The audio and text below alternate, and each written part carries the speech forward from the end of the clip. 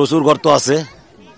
এই গর্তের মধ্যে মনে করেন যে কি মানে খুব ট্র্যাজেডিক জনের কথাটা, গর্তটা দেখা তো মানে যা দেখলাম তাতে গর্ত মানে মোজাইনার চিহ্ন দেখলাম না। যদি ভালো কোনো তোলার প্রচেষ্টা থাকতো তাহলে সেটা হয়তো উদ্ধার করা যাইতো। মানে যখন মা করে ডাকছে মানে প্রথম মানে পরশুদিন যখন মানে কালকে গেছে বুধবার মঙ্গলবারের দিন, যখন এই বুধবারের দিন যখন ঘটনাটা ঘটে তখন আমরা এসে দেখি তখন ওই যে ফায়ার সার্ভিস আমার সঙ্গে সঙ্গে আসলো এর সাথে।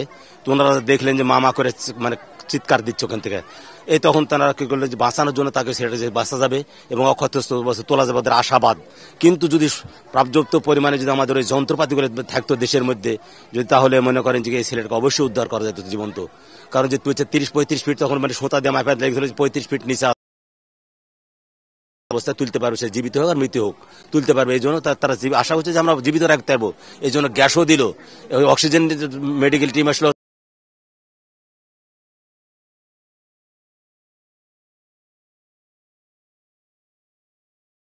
যে কি সেটা আমাদের পর্যাপ্ত পরিমাণ যদি আমাদের মেশিনারি জিনিসগুলো থাকতো তাহলে সেটা অবশ্যই বাঁচানো যেত।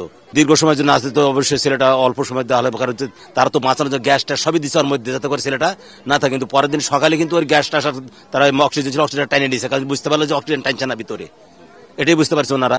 তো আল্লাহ যেন তাদেরকে ধৈর্য ধরার তৌফিক দান করে, পরিবার পরিজনদেরকে আল্লাহ সবুর করার তৌফিক দেয়।